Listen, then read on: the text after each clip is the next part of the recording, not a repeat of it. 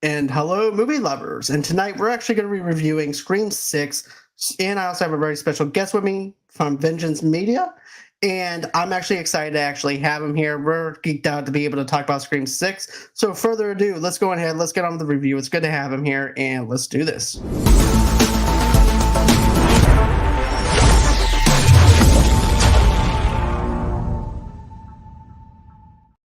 Hey, man, what's going on? Hey, buddy, how's it going? It's going great, man. It's always good to be able to talk about Scream, and then even better whenever I get to talk about Scream with another Scream fan. So that's a Oh, plus. thank you so much for having me, man. I jumped at the chance when you guys gave me the opportunity. I jumped. I had to do it. I've been like chained down for so long to not talk about it. So I'm here. I'm ready to talk about it with you guys. So I can't wait. Thank you again for having me on, man. You're welcome anytime. And it's good to actually have you unchained to be able to talk about this movie without any filter. So that's also a good thing. Okay, so one thing I really loved about Scream 6 is the fact that it opens up 1 year later, prior to what the things that happened in the fifth film, which also makes it more suspenseful because of the fact the characters hadn't had time to even digest of what happened to them. So they're going through trauma. You have Sam, who's actually going through some things where she's going to a psychiatrist. You have Tara, who's actually going to college, who's trying to get over what happened to her, but she's not fully on facing anything. So that's what I really liked about that. And then I've always, whenever it comes down to the Scream movies, I always love the opening kill scenes. And I was always wondering what they're going to do with the sixth one because they always do a good job when it comes down to the kill screen. On the introduction. So, whenever you get this, it's actually 1 year after the Woodsboro killing, orchestrated by Richie Kirsch and Amber Freeman. Blackmore University professor Laura Crane is catfished by her student Jason Carvey, who lures her outside a bar in New York City and kills her while wearing a Ghostface costume. So, what did you think about this? It took me by surprise. I was a little bit let down that Samara Weaving, Laura Crane in the movie, was the opening kill because I'm such a huge fanboy of Samara Weaving. I think she's incredible, and so I was like, oh, I thought we was gonna get Samara Weaving throughout, like the runtime, maybe, like Mhm. maybe halfway through, maybe, but no, she was the opening kill, and it took me by surprise, obviously, when the kid from Spider-Man. I forget his name now. Um, took off his mask. I was like, oh, okay, it's gonna be one of these movies. They're gonna change it up a little bit, and so yeah, that shook me a little bit. And then, but obviously, when it gets to the next step, Right. things change a little bit. Right, and you know what? I definitely love the opening scene where she's waiting at the bar. She's not sure where she's at because she's in New York City. It looks like for the very first time she's in New York City, and she just moved into the city. She's actually from the UK and Australia. Australia. Okay, so sorry about the accent. I didn't, but anyways, but yeah, she's from Australia, and she teaches us. She actually teaches a class on horror movies, slasher films, and things like that. So she's trying to meet this date, and then when the phone rings, we instantly think it's going to be Ghostface. But is it going to be Ghostface? That's the thing, because we also know from the third Scream movie now they have a way to imitate other people's voices and stuff.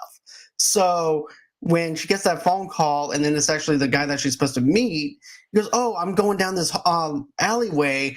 Um, do I see the restaurant? Is what color is it?"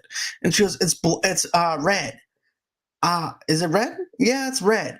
Let me look outside. She looks outside. It is in fact red. So she winds up. He goes, "Look, I still can't see you. Where are you?"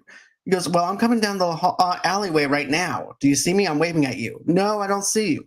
She goes into the alleyway, and then of course that's when she winds up getting stabbed by him. And my initial thoughts was this: Is this where we're going? Because at first it took me out of it a little bit because I'm like, wait, they revealed the killer already. I remember taking notes. I'm like, took me out of it. Then I'm like, but is there more to it than what meets the eye? Because these Scream movies always has a way of actually diving into something when we're thinking that it's going to go one way. And so they revealed the killer right off the bat, which I thought that was very interesting. So I was thinking, okay, well, maybe because of the fact that he is a college student with Tara, because they wind up bumping into each other whenever he's going back over his dorm, and she's also going to join a party. So I'm thinking to myself, okay, so maybe this is a cat and mouse kind of game where we actually see the perspective of the killer while also trying to tell Tara, hey, look, there's actually a guy in the dorms that's killing people and copycatting, and then there's actually more to that. So that's what I thought was going to be happening. What about you? Yeah, it took me by surprise as well. Like I say, gets lured down the alleyway by the guy on the phone that is played by Toby Ravioli, who is Jason. He's called Jason in the movie. So I don't know what it is with the name Jason and serial killers. It's it's kind of mashes for out, doesn't it? But Right. yeah, so Jason obviously stabs Samara Weaving's character Laura in the alleyway after saying he can't see red, I can't see red, I can't see a red bar. Stabs her up and then says, "Now I see red." I really liked that line. That was Me quite a too. cool line. Um, but yeah, but obviously the whole cat and mouse thing, I thought, oh, this is going to be a completely different Scream movie. This is like one we've never seen before. So it really did take me by surprise. Same. And then we get this one where Jason's walking back to the apartment. Then we see all the Scream stuff, all the stab stuff that he has from every single part of the franchise. He has all the masks lined up in the closet. Then he also gets a phone call and he goes, "What's your favorite scary movie?" And then he goes, "Look, man, this is not funny." He thought his friend was calling him just to bust his balls, and which is Greg. He thought Greg was calling him, and he said, "Look, man, we agreed not to do the voice while we're in the apartment or anything." He goes, "How was it? How was it killing her? Did you like it?" He goes, "Yeah, it felt kind of normal. It felt great. It felt fantastic." He goes, and then that's whenever it switches, because now the real Ghostface is pissed off because they're copycatting him in the kills that he's doing. So that's what really pisses him off.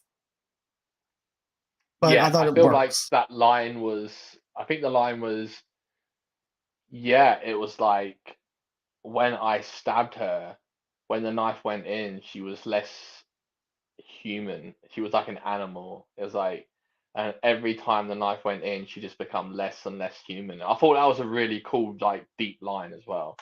That had like a But very Hannibal Lecter kind of line, if you think about it, on the way that Jason was using it and that kind of yeah, aspect. I'm like, okay, so you're going for like a little Hannibal Lecter kind of aspect to it.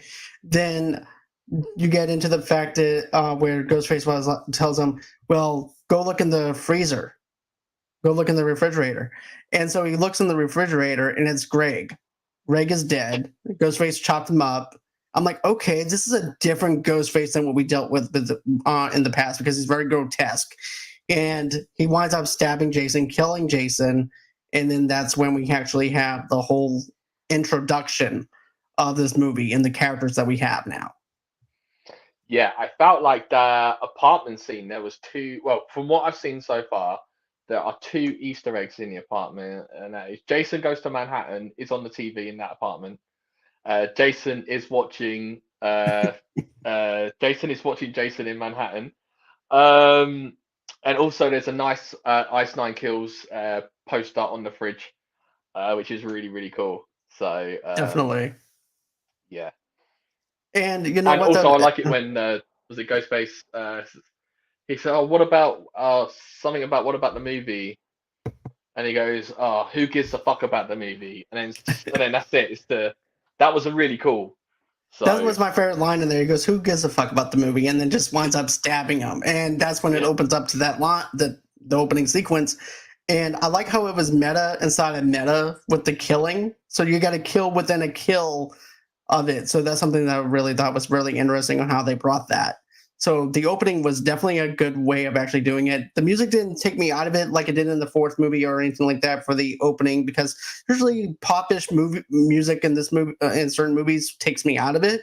This one actually fits in with the tone of this, that it didn't take me out of it. So that's something I really liked about it. yeah, I agree. I think Demi Lovato did such a good job. And then then this is what winds up happening after that. Jason plots with his roommates. Okay, so Sam and Tara now live in New York City and attend Blackmore with fellow survivors Chad and Mindy Meeks Martin, along with a roommate Quinn, Mindy's girlfriend Anika, and Chad's roommate Ethan. Sam attends therapy with Dr. Stone and illustrates in public due to an online conspiracy theory that she was the true mastermind of the 2022 Woodboro killings.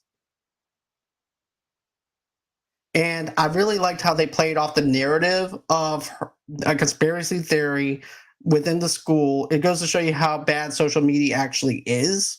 And they're making that part of the problem that Sam is dealing with while also dealing with the trauma that she dealt with. And then she goes to several other therapists and explaining to them that what she's feeling is not normal because of the fact that she ends up shooting her boyfriend in the head. She stabbed him, 20 times, I believe? And she said that it felt normal to her.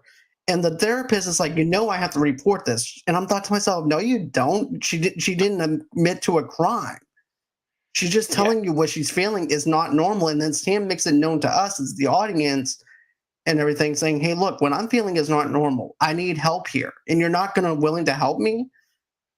So that's something I really liked.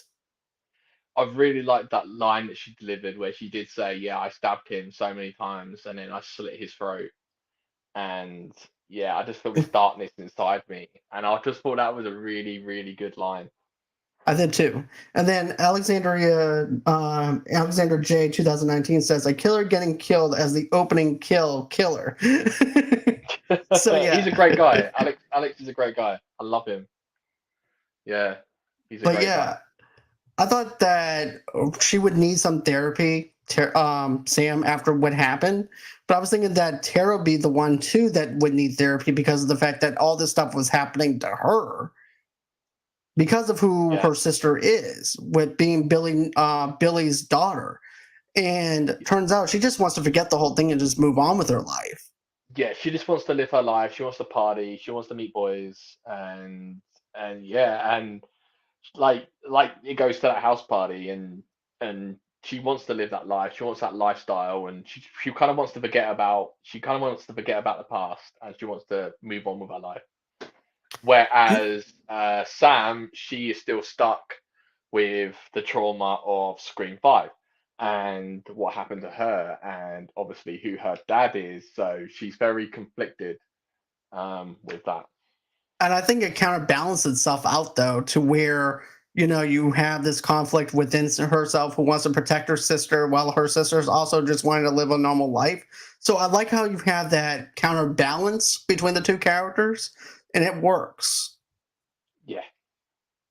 So, and like you said, she goes to the house party, and then you wind up seeing this one douchebag who winds up just wanting to sleep with her and take advantage of her, especially whenever she's like, well, there's no more beer in the keg. He goes, no, but I got a fireball upstairs.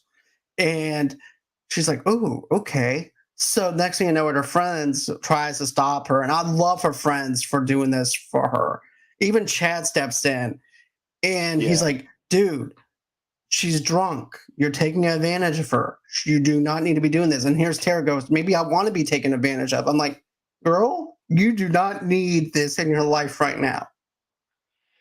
Yeah, he was such a dick character, and I I'm gonna be straight up honest here and say in Scream 5, I wasn't a huge fan of the cast. I like Jenna Ortega, she's amazing, but I wasn't sold on Sam, and I wasn't sold on Chad, Mindy. I wasn't really sold on any of them because I'm such a fanboy of the The gang back in the OGs. day, the Right. OGs. So I felt like this whole new age of people, I was just like, I just don't like these guys. But like in this movie, I think the writers have done an incredible job for us to feel it to invest in them and love them, and with Chad helping Tara from the Creep was incredible. Same. And I wasn't sold on the cast either from the fifth movie. Maybe on my rewatch whenever I re-review this one. So this might actually help out with my experience by reviewing it backwards this way.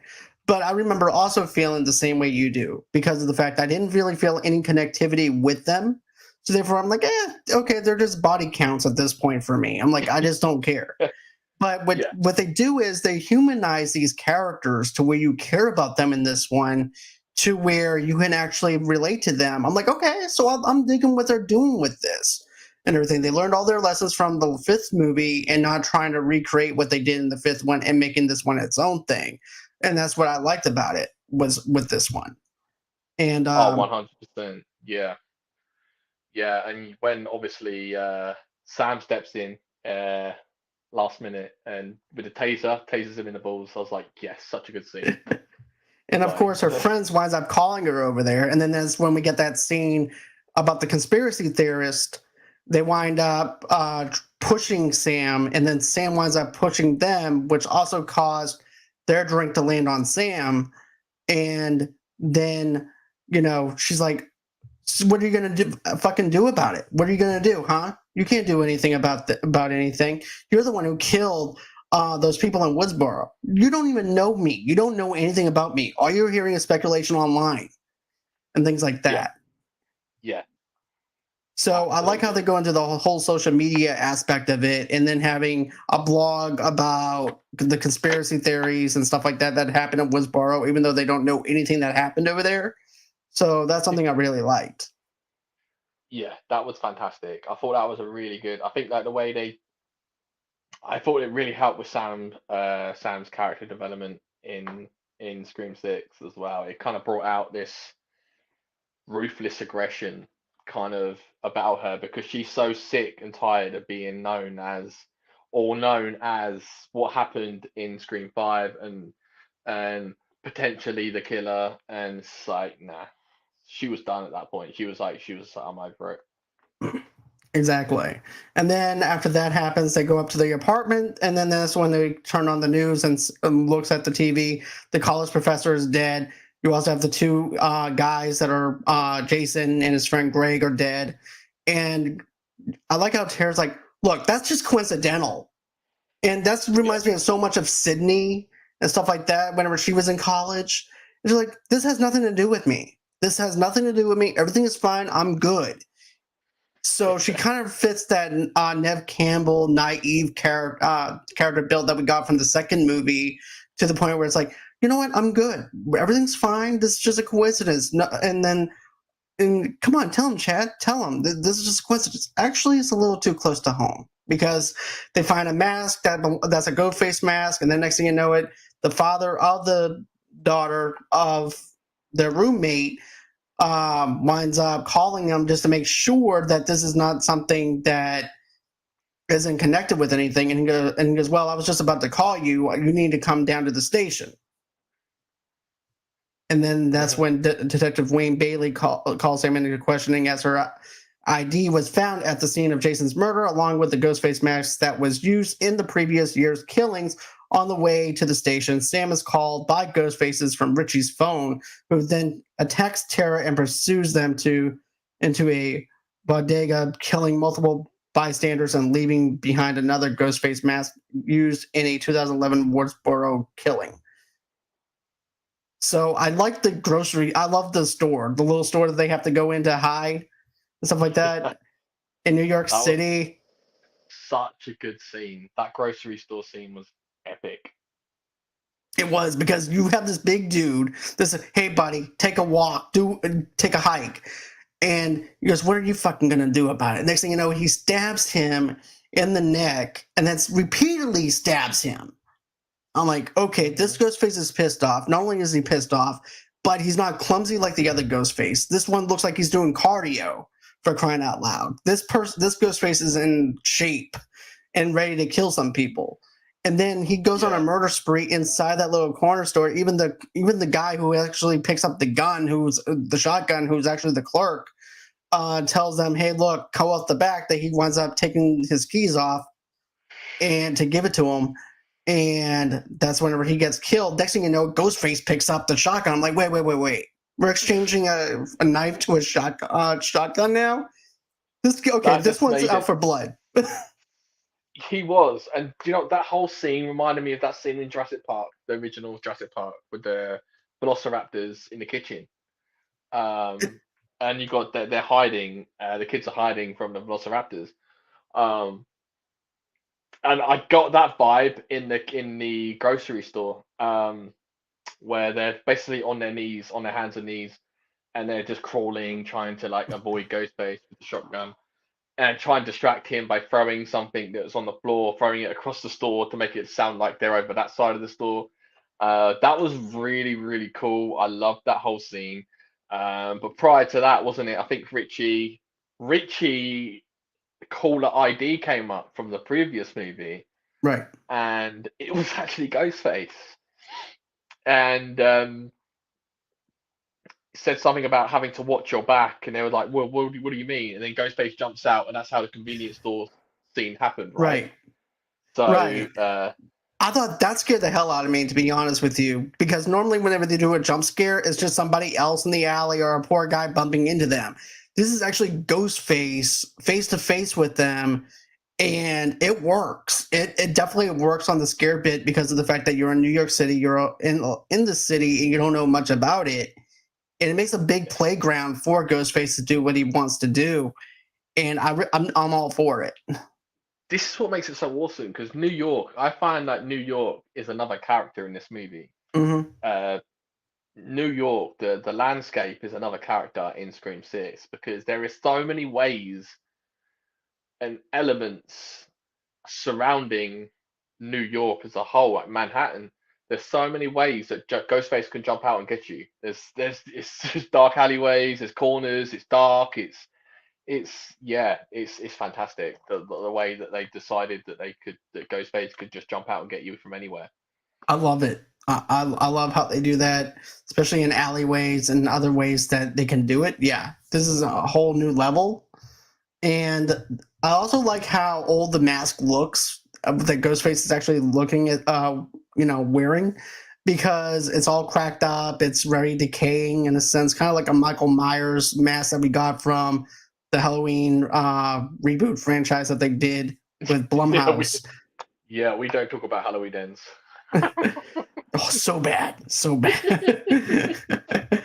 But anyways, but yeah, at the station, the sisters meet the FBI special agent Kirby Reed, who was actually in the fourth Scream movie, a survivor of the 2011 killings. They also encounter reporter Gail Weathers, who reveals that Sidney Prescott and her family have gone into hiding in response to the recent attacks. Dr. Stone is murdered by Ghostface and gets a knife to the eye, who steals Sam's file and leaves the mask used in the Hollywood killings.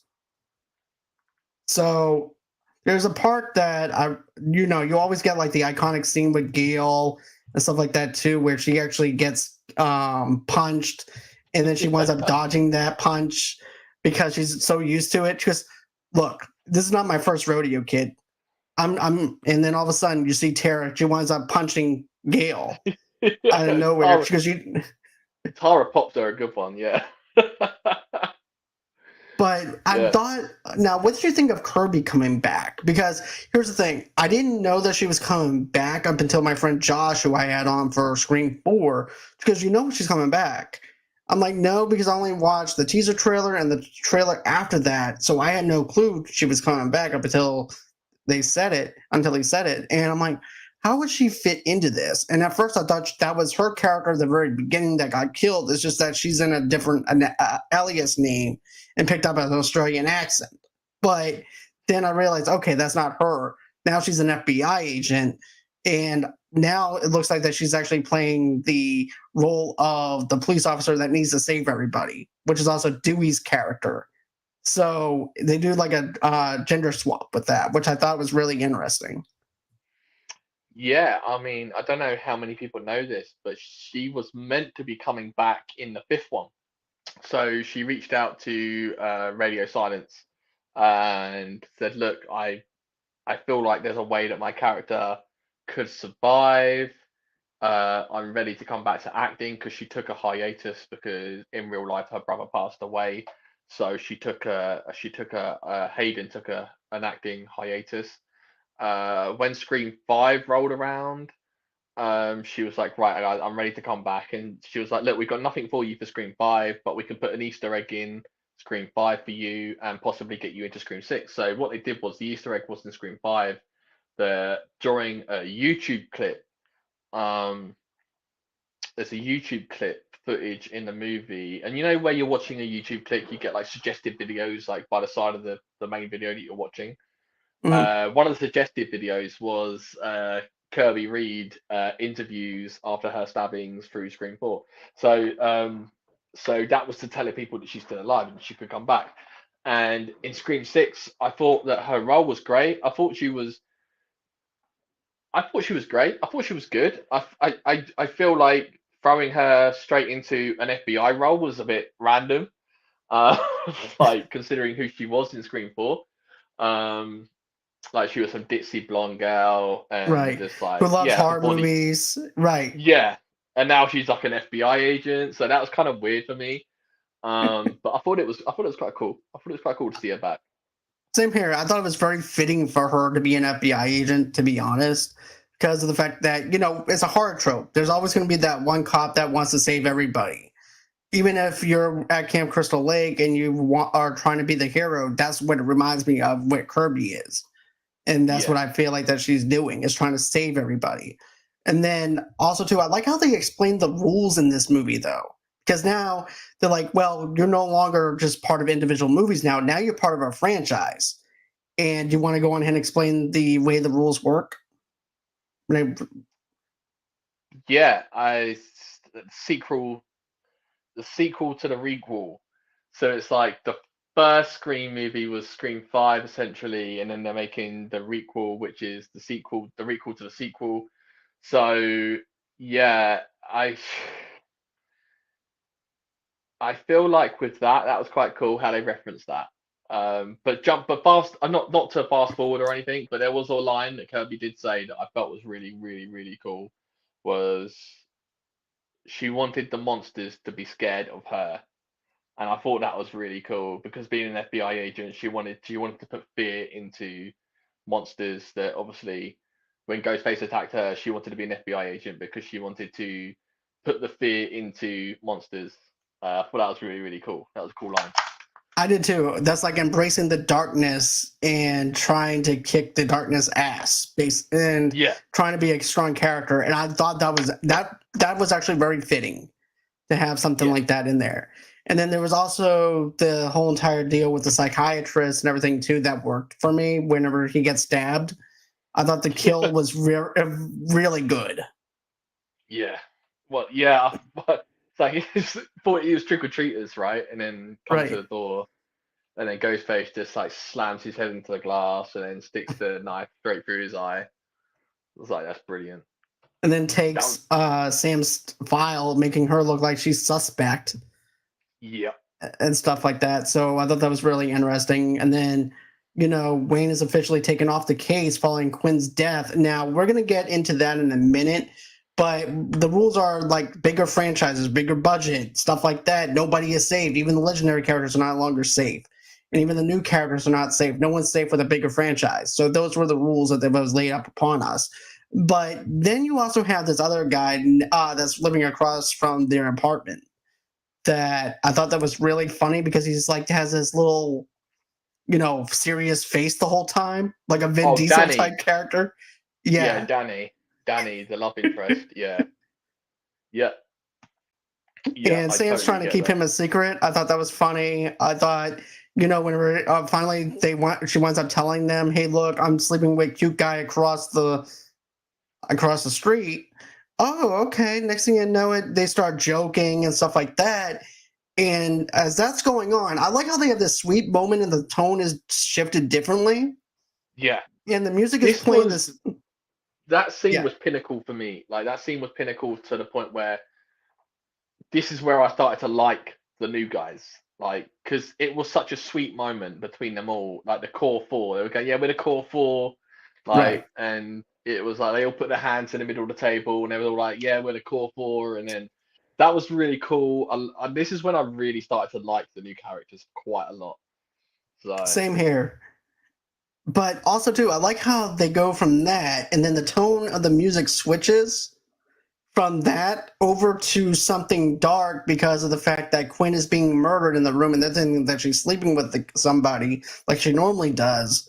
She gets murdered and stabbed. And, and then as that's going on, Murdered. Danny, right? Murdered. We're going to get to that in a minute. But then you have this other thing that's going on where Danny is looking across the thing and he sees Ghostface, he sees all this happening, and you have this dramatic music going on, and then it goes back over to them, and you have this other music going on that's all happy music. So I like the blend of the two styles of the music on how it shifts back and forth between perspectives. So I definitely like that. And then, after that winds up happening, they wind up going into Quinn's room after she falls out of her room. And then after that, Danny grabs the ladder and they're all trying to basically what they do is they're trying to go across the skyscraper. Well, not skyscraper, but this apartment complex with the ladder being held out the window. And I'm like, yeah. Yeah, I thought that was like the way that obviously Danny was trying to grab their attention, and he was like banging on the windows, and he was shouting, he just couldn't get their attention. So he used like today's technology and airdropped a photo of the what's happening, and they all get this photo and they're all like, holy shit, this is crazy. And they all jump up, and then obviously she goes for the knife block, right? She goes like Sam goes to a knife block to get like a weapon, to get a knife to obviously defend herself. And she realizes that there's no knives in the knife block, so she was like, this is really weird. And then obviously they go to Quinn. Obviously Quinn comes out and Ghostface comes running out at them. And yeah, I feel like that before that ladder scene, Annika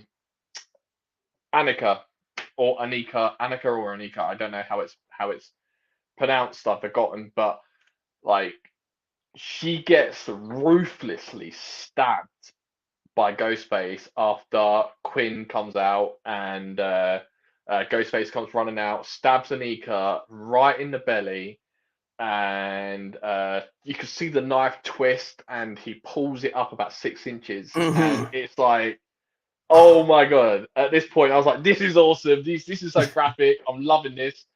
And yeah, that was like, I was just like, how are you still alive? How are you on that ladder trying to get across? Like your gut should be literally falling out like all over the street by now. Like that's what I was thinking though too, but I'm like, how are you gonna hold your stomach in place and also try to do this? Because you're gonna die, either you're gonna bleed to death or you're gonna fall.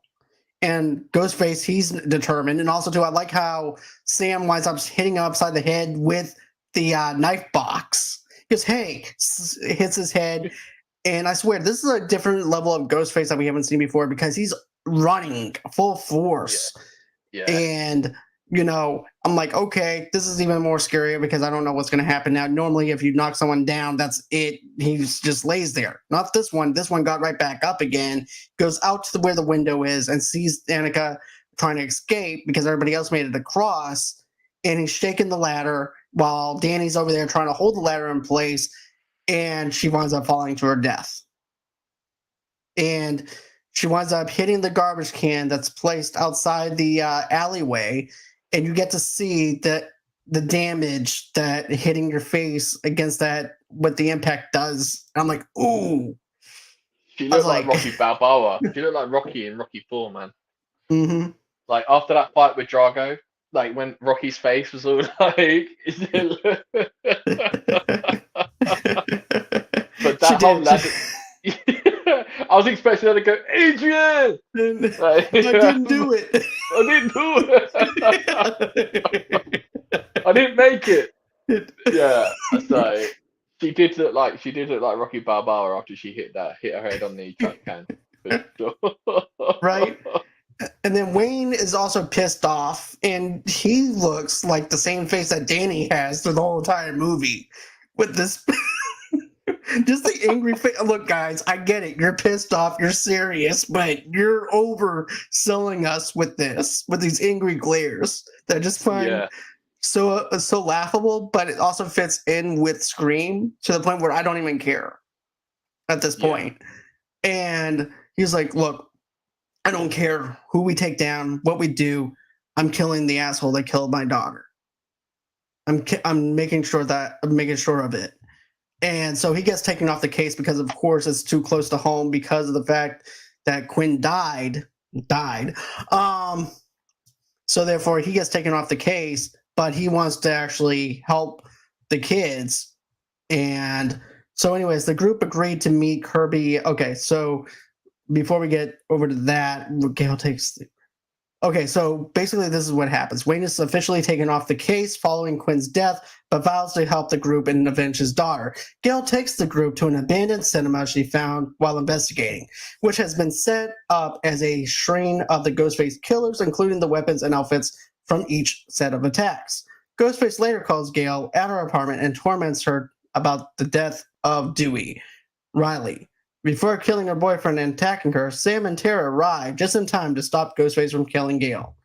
So I love the cinema aspect of you have all these. It's like if you think about the layer of Ghostface. It's if this was a movie like they said, this would be the layer. And I love how they have every single prop from every single Scream movie in this. And they have the television set that dropped on Stu's head. They actually have the robe that Stu wore. You had the Billy costume. You had the Stu costume. You have all of this. And I'm geeking out the whole entire time with all the little Easter eggs Yeah. that were given. I just want to be there. I wanted to be there. I would geek out, man. I would so geek out if I was there. But I think that whole line by you was just going back a little bit when you're saying about Wayne Bailey, the detective.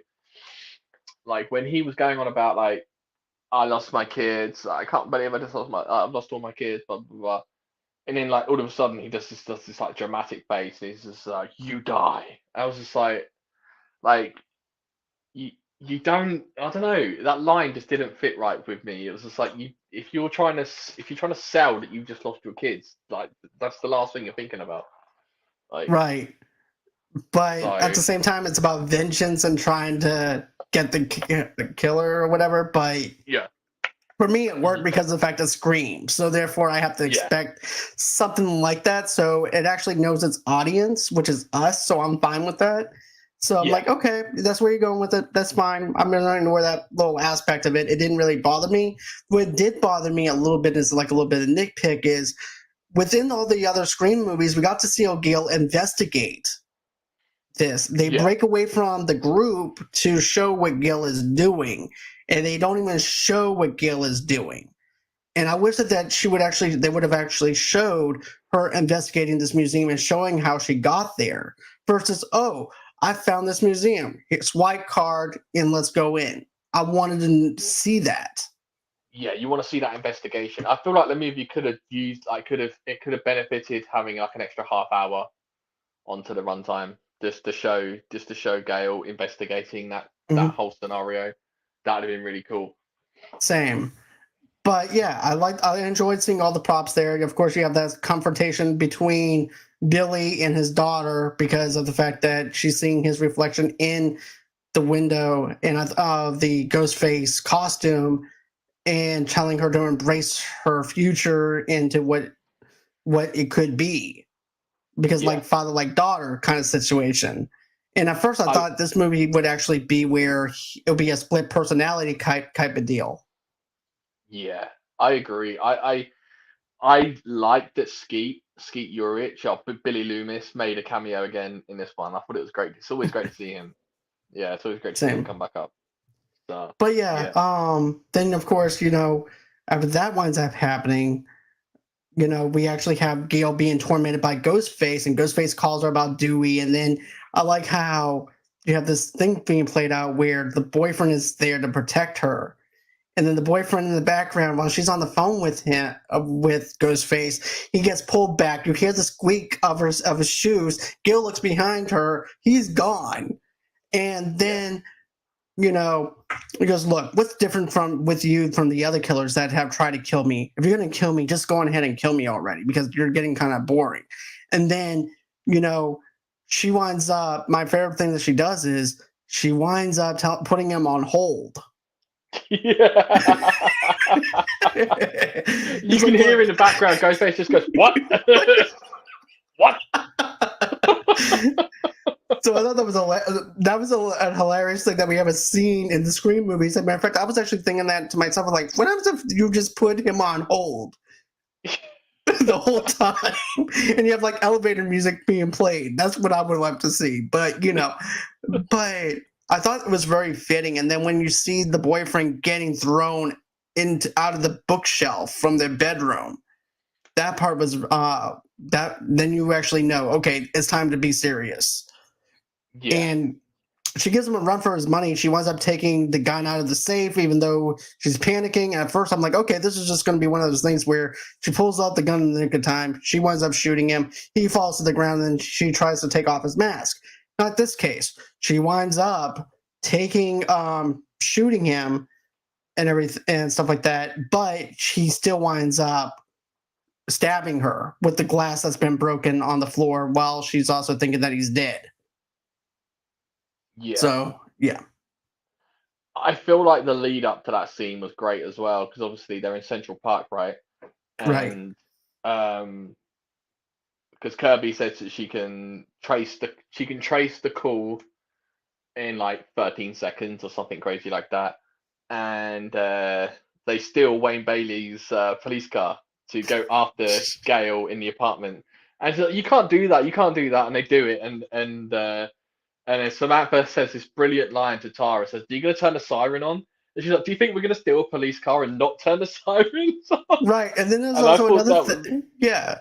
There's also another part though that I like too. Whenever the kids are like, "Well, why did you think that Ghostface is not going to kill anyone out in broad daylight?"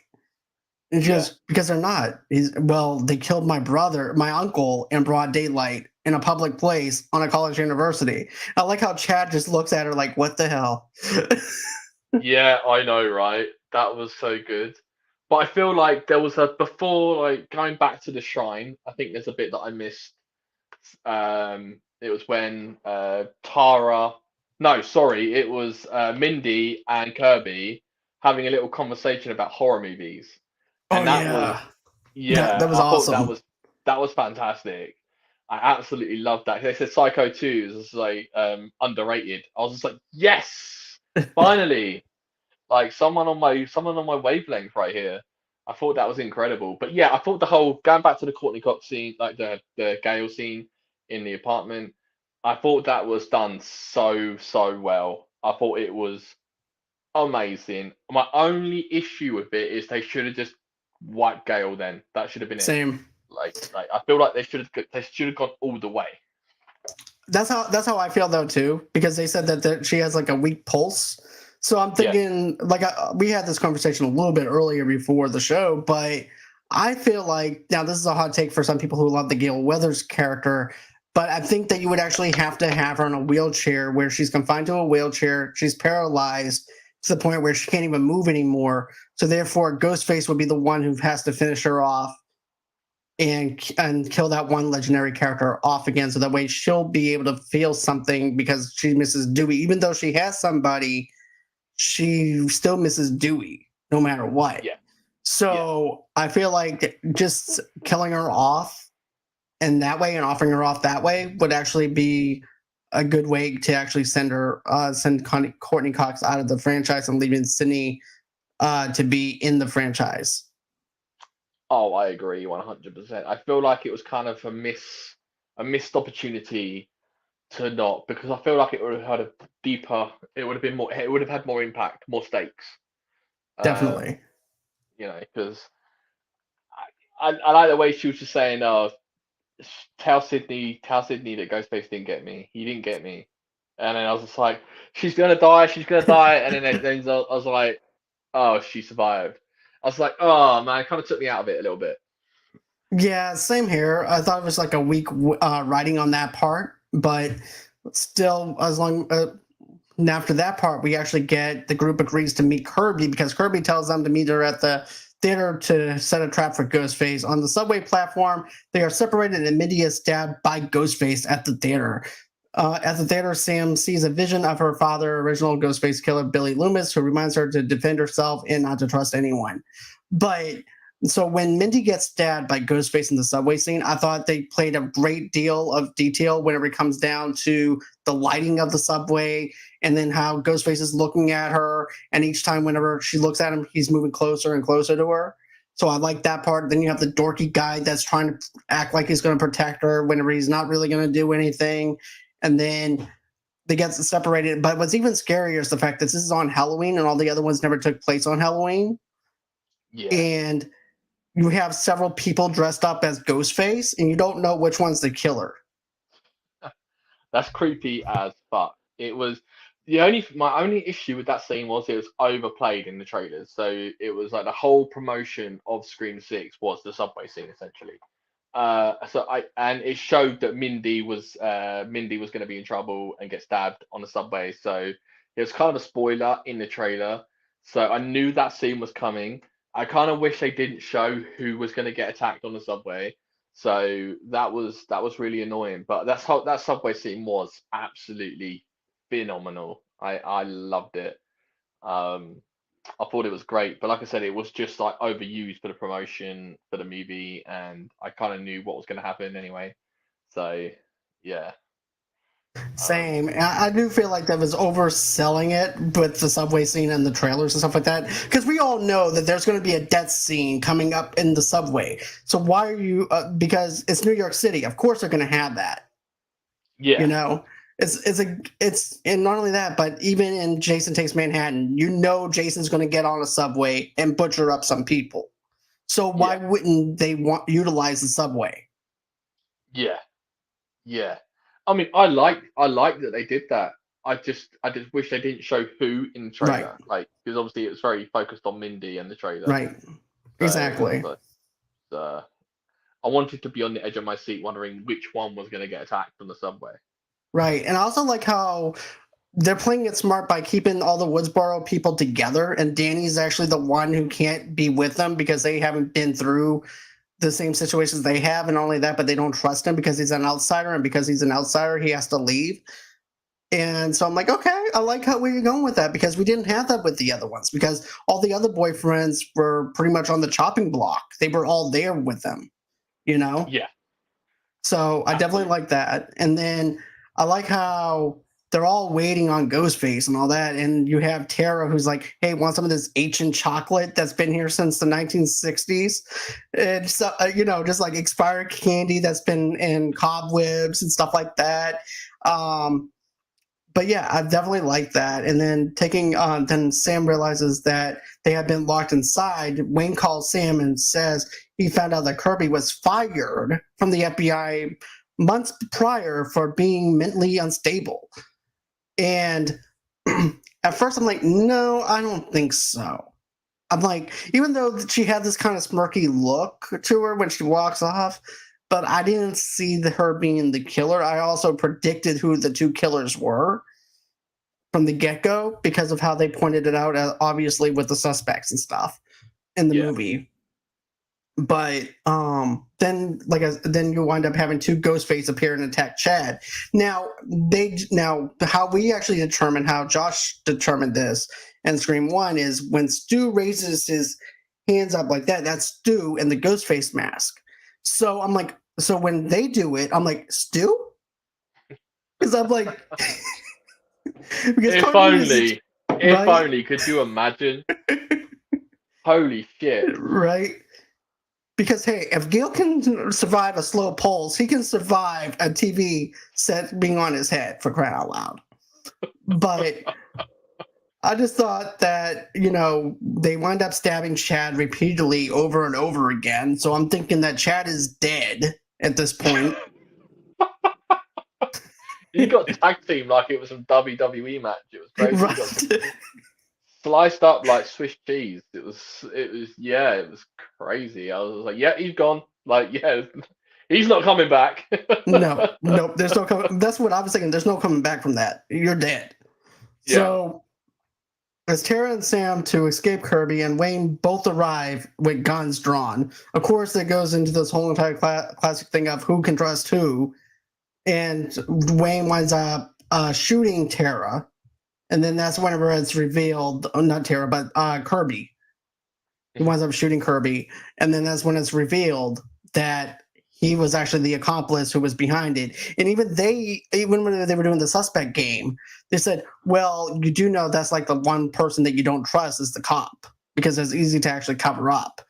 But I was even thinking the same thing. I'm like, it's the cop, and it's also going to be his daughter. And that was the two suspects that I actually had in my mind. And I was like, we already seen this in the third one. That person's not really dead. Yeah. So that's what I was thinking. I was like, she's dead. She's not dead. So that's what I was thinking. So the third killer was actually a little bit more surprising for me. Oh, with Ethan. Yeah. Yeah. Especially when Ethan was trying to help Mindy when she got dragged off the subway and put onto like the pillar in the underground. He was like, get some help, get some help. I was like, if you're one of the killers, just leave her there and walk off. Just like that bit didn't make any sense to me because he was so dead set on trying to get Mindy help. Um, and then when it was revealed that Ethan was one of the killers, I was just like, man, like I feel like Ethan was like, um, ah, shit, I've forgotten his name now. Who's the guy that's in Dharma? I Um, can't remember. he's in American Horror Story. But Oh, his name. Hold on. Let me just Google his name real quick. okay. But Jeffrey okay, so another thing that I thought that was really cool in a way was, of course, there was this also while that's going on, there's actually other scenes from from all the other stab movies that's being played and things like that. So I thought that was actually pretty cool for them to have that going on at the same time that you have this big old huge battle happening too. Yeah, those. So the guy that I was referencing, the guy that Ethan, I feel like they really wanted Evan Peters for that role. Evan Peters, because he was such a lookalike of Evan Peters. Like, I was just like, oh man, he's like when you order Evan Peters from Wish.com. Like, it was just like, yeah. But yeah, those scenes from the stab, they were fan made movies by Jack Quaid in the original Scream 5. Okay, Um, that's so right. they were like his movies that he was making when he was a kid because he was so fascinated by the Stab franchise. So yeah, um, they were video footages that his dad, Wayne, and obviously Quinn and Ethan put together for the montages that was on the back screen. They were actually his Richie's home videos. Yeah. But another thing though too was this is they also mentioned the fact that Quinn lost her brother. I'm like, okay, that's Quinn's sister. Instantly, I was like, that's Quinn's sister. There was no doubt about it. When she admits that she lost her brother, so that was something Oh, that that was Richie's sister. Yeah, yeah, Richie's sister, yeah. But yeah, they revealed their plan to kill Sam and frame her as Ghost Face, making her the final piece of the shrine to honor Richie. Sam and Tara fight off the Bailey family, with Tara stabbing Ethan and Sam killing Quinn. Sam then does her father's Ghostface costume and stabs Wayne to death. Ethan resurfaces, but Kirby smashes to the television set that kills Stu Munker over his head, killing him. And I love how they do this one scene where basically she just winds up just smoothly just taking that big TV set as he's running and just just slides it off and kills him. Then I also like how they do the ghost face thing, just like how Sydney did the ghost face called and stuff like that. Remember in the very first yeah, one where she calls Stu and Billy, but this yeah. time they're doing it to, of course, to Dwayne. And he's like, show yourself just like your father. And she's moving around just like Billy does. She has this little look. And then I like how she's just going ham on him when she finally just stabs him over and over and over again. Yeah, she goes all John Wick. She goes all John Wick on Bailey, Wayne Bailey. Um, like I've seen so many reviews, people going, "Yeah, I love the movie. I love Scream Six, but it was so good. But the last 20 minutes was like the run of the mill Scream movie, right?" And I'm just like, how can you like the last 20 minutes for me was, I would say, Sam Carpenter's best moments in the franchise so far. I thought the way that she dressed up as Ghostface and then uh killed Wayne and obviously shot Quinn in the head and then goes oh no, sorry, wait, no. Tara kills Ethan with the knife in the mouth and Yeah, then he goes pretty much deep throats the knife. yeah and That's what I goes have in my notes. and then she goes, "You're gonna die a virgin. You're gonna die a virgin." So that was a really cool line. And then it goes back to Sam saying to Quinn, "Oh, you're another brother down." And I thought, yes, what a Yes. line that was. She has some great lines in this, though. She's like, especially the line with Gail talking about with Dewey. I'm like, that's a low blow. And she's like, that's a low blow. Well, you deserved Yeah, it. I'm like, right. she has so much savage stuff in this movie that I really loved her lines in. So Oh, yeah, she was so good. And then she shoots Quinn in the head, point blank. And then obviously Wayne Bailey standing there witnessing it all and goes to shoot Wayne Bailey. Obviously the gun jams. So she throws the gun away and they just do this running at each other like it's John Wick, like it's a fucking John Wick moment. And they just clash and then fall off the balcony, have a bit of a wrestle. Then she disappears. And then she's dressed up. Next time you see her, she's dressed up as Ghostface, and she just goes ham. She just goes to ham on Wayne Bailey. It's so John Wick, and it's so bad. hmm It's such a badass final girl moment for me that I just absolutely I get really excited talking about it. Can you tell? I'm really yeah, excited. yes, because I was that much excited too in the theater when I seen it. And I was like, yes, this is definitely a John Wick type moment for her to shine.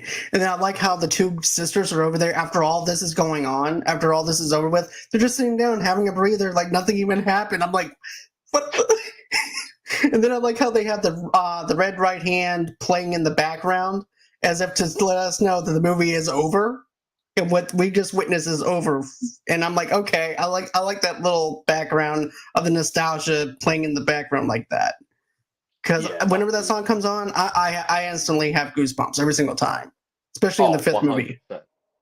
Yeah, that song can even make you think about Peaky Blinders or Scream. Yep. It's just yeah, But for me, it's always going to be Scream before Pinky Blinders because I grew up on Scream at age 10. So yeah. Oh, me too, man. Like I just thought that whole finale with Sam obviously finishing them off all off, and then same. obviously I thought the balcony scene was really tense as well, when obviously Tara was hanging on, and obviously because Sam's got bloody hands, Right. Tara's slipping all over the place, and then she goes, give me the knife," and then she obviously falls. Uh, Tara gets stabbed in the stomach, but then before any fatal thing happens, she could stab Ethan in the mouth. I just thought that was so good. Same. Then Yeah, after that happens, Sam agrees to let Tara live her life more independently, and Tara agrees to go to therapy. As the still alive Mindy, Chad, and Kirby are taken to the hospital, Sam stares at her father's ghost face mask before discarding it and throwing it and following Tara into the city. yeah. I this that whole ambulance bit kind of made me go a little bit like, what? How? Like I was echoing Sam's statement when Me obviously too. Chad comes out. And she's like, "How are you still alive?" And I was like, "Girl, yes. Like, how are you still alive?" Like, And that's what I love about um, these movies. They answer our questions for us, so that way we don't have to tweet at these actors and be like, "How are you still alive?" But yeah, that I loved it. I thought this movie is probably one of my favorites in the franchise. I'll have to actually put this if I was ranking it right now without doing the rewatch of the fifth one yet. I would have to put Scream 2 first, Scream 1 second, and then this one next, and then Scream 3, then Scream 4, and this one. And then, of course, 6 last. Oh, no, 5 last. My bad. Wow. I'm probably gonna go, yeah, Scream 1, Scream 2, Scream 6, uh, Scream 4, Scream 5, and then Scream 3. Okay. But yeah, that's my Yeah. ranking for right now, but it could change coming up whenever I do it on Thursday. So, with that being said, guys, I hope that you guys enjoyed our spoiler review for Scream 6. Thank you, Alexander, for commenting in the comment section. I do appreciate that. And thank you, Vengeance. I do appreciate you joining me because this has been a treat. This has been an honor. Please, I want you to come back on again sometime soon. Oh, whenever you'll have me, man, I'll be there. I'll be there, Definitely. man. Thank you so much for having me, man. I had such a good Welcome. time. And I have a question before you end the live. Is Okay. there a part of you that wishes that Sam kept the mask instead of putting it on the ground? Yes. I Yeah, do, because that is a resemblance of her father. And it would also show maybe later on or something like that, the trauma that she carried is going to make her snap yeah, and to have a split personality. yeah, And that's what I want. I want a full on snap of Sam. yeah, Because you definitely. see it in her eyes. You literally see it in her eyes. You know? Oh, 100%. But I feel like we didn't need Sydney. I was like, I No. forgot Sydney was in these movies halfway through But the they film. do I was like, mention her, but she's not needed. yeah, It went smoothly. I thought that Jenna Ortega carried the film fine. I thought the pacing was fine. Everything worked to that point. So yeah, yeah. yeah. All right. Halfway through, I was like, Sydney who? Sydney who? We don't know. Oh yeah, the woman that carried the whole franchise for the Yeah, whole yeah. entire year. Okay, her. But anyways, dude, it's an honor, it's a privilege to be able to do this with you, and I hope to have you back again soon. Thank you. I know it's late over there. I'm gonna let you get some sleep, Oh, but good man.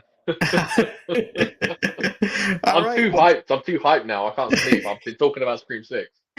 this is how I So, am at night after a podcast. All right. So with that being said, guys, go on ahead, follow us at all our social medias. I have, of course, that in the links below. Also, too, tomorrow night, 8 o'clock time, 9 o'clock Eastern time, we are going to be wrapping up our season finale of The Last of Us.